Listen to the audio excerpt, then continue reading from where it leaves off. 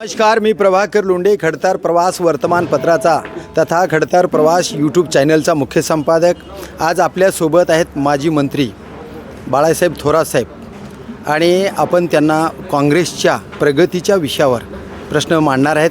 Sir, महाराष्ट्राचेच नाही तर देशाचे नेते राहुल गांधी ज्या पद्धतीनं काम करतात त्या पद्धतीनं महाराष्ट्रात नव्हे देशात काम होत नसलेलं दिसत आहे. नेमकं खरं आहे का? इतिहास ज्यावेळेस लिहिला जाईल, आता सध्याचा कालखंड जे 2014ला सुरू झाला तर आत्तापर्यंत इतिहासामध्ये याची काळा कालखंड असं नोंद होईल. बरोबर बरोबर. कारण या देशाच्या लोकशाहीचे जे मूल्य आहे ते पूर्णपणे पायदळी तुडवले जात आहेत आता सध्या. अशा वेळेस लढणारा कोण, असा जो इतिहासामध्ये लिहिलं जाईल, लढणारा नायक कोण, जीवावर उदार होऊन लढणारा कोण होता, तर राहुलजींचं नाव येईल. बरोबर बरोबर. त्यामुळे ते लढतायत तर त्यांना सगळ्यांना सर्वसामान्यासह आम्ही सगळेच आहोत, तर तुम्ही सर्वसामान्य सगळ्यांनी साथ देणं गरजेचं आहे भविष्य काळाकरता. तुमच्या काळामध्ये, विलासराव देशमुखांच्या काळामध्ये जी काँग्रेस शक्तिशाली होती ती काँग्रेस आता दिसत नाही, काय म्हणा? नाही, मी तुम्हाला सांगतोय की काँग्रेस अडचणीत मी मानत नाही. काँग्रेसचं जे तत्त्वज्ञान आहे सर्वांना बरोबर घेऊन जाण्याचं, ते अडचणीत आणलेलं आहे. धर्माधर्मामध्ये भेद करणं, जातीजातीमध्ये भेद करणं, त्याच्यातून वाद लावणं आणि त्याच्यावर मतं तयार करणं, मताची पोळी वाजणं आणि सत्तेवर जाणं, हा जो प्रयोग चालू झालेला आहे. त्यामुळे जो सगळ्यांना बरोबर घेऊन जातो तो पक्ष अडचणीत येतो. बरोबर. म्हणजे काँग्रेस अडचणीत नाही, ते तत्त्वज्ञान विचार अडचणीत आहे जे लोकांचं आहे आणि शाश्वत विचारधारा आहे ती. राहुल गांधींनी मताचा घोळ काढला मतदार यादीचा, त्याला अद्याप न्याय मिळाला नाही आणि तरीसुद्धा म्हणतात आम्ही फक्त प्रगती करतो आणि निपक्षपाती निरीक्षण लढतो. निवडणूक आयोग हा पूर्णपणे गुलाम झालेला आहे सरकारचा. त्यांनी उत्तर काय दिले? ते उत्तर शोभणारे उत्तर आहे का? एका विरोधी पक्ष नेत्याला उत्तरं देत असताना सरकारनं तर नाहीच दिले, परंतु निवडणूक आयोगानं सुद्धा काय उत्तरं दिले, किती चुकीची उत्तरं दिले. खरं म्हणजे काही गोष्टी शोभणाऱ्या नाही आहे. या विरोधी पक्षाचा मानसुद्धा त्यामध्ये राखलेला नाही, विरोधी पक्ष नेत्याचा सुद्धा. अशी स्थिती आपल्याला दिसते.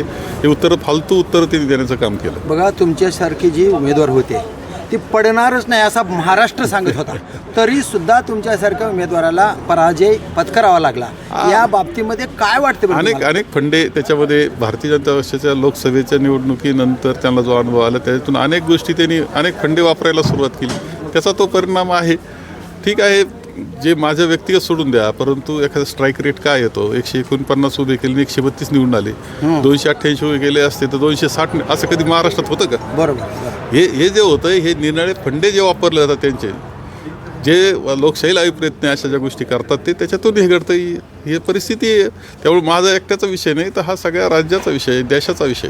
बरं, आता शेवटचा प्रश्न आहे. राहुल गांधीजींचा आदर्श घेऊन पूर्ण देशामध्ये काँग्रेसची लाट निर्माण व्हावी अशा पद्धतीनं कशा पद्धतीनं काम करावंच लागेल, आम्हाला करावंच लागेल. आता सध्या जिल्हा परिषदच्या निवडणुका सुरू आहे. आता त्या एकदा संपल्यानंतर महाराष्ट्राकरता आम्ही एकत्र बसून पूर्ण नियोजन करणार आहोत आणि त्यानंतर देशाच्या पातळीला साथ देण्याचं काम राहुलजीला आम्ही तर करणार आहोत. देशाने सुद्धा सर्वसामान्यानं त्यांच्या विचाराला साथ दिली पाहिजे. देशाची कार्यकारिणी चेंज होण्याची शक्यता आहे का? नाही, कार्यकारिणीच्या चर्चा चालू असतात सतत, काही ना काही चेंज असतात. काय तर हे आहेत बाळासाहेब थोरात, माजी मंत्री आहेत आणि अत्यंत चांगल्या पद्धतीनं मांडणी केली त्यांनी की देशाच्या या काँग्रेसच्या संघटनेमध्ये 100% बदल होणार आहे आणि चांगल्या पद्धतीनं काम करण्याचं धोरण आम्ही आखणार आहेत अशा पद्धतीनं त्यांनी माहिती सांगितली. आणि भाजपाचे ध्येय धोरणं जे आहेत ते लबाड ध्येय धोरणं आहेत आणि मतदार यादीतला घोळ त्याचं उत्तर अद्याप मिळालेलं नाही अशाच पद्धतीनं त्यांनी सांगितले. बघूया काँग्रेस वाढवण्यासाठी बाळासाहेब थोरात साहेब आणि त्यांच्या संगतीचे सगळे कार्यकर्ते, जुने कार्यकर्ते काँग्रेस वाढवण्यासाठी काय करतात ते पाहूया येणाऱ्या काळातच. मी प्रभाकर लोंढे, खडतार प्रवास वर्तमानपत्राचा तथा खडतार प्रवास यूट्यूब चॅनलचा मुख्य संपादक. या चॅनलला सबस्क्राईब करा, शेअर करा, लाईक करा, बेल आयकॉनचे बटन दाबा, आपले विचार कमेंट बॉक्समध्ये नोंद करा आणि असेच समाजहिताचे वेगवेगळे व्हिडिओ पाहण्यासाठी खडतार प्रवास यूट्यूब चॅनल सबस्क्राईब करा. धन्यवाद. धाराशिवकर. जय हिंद, जय महाराष्ट्र.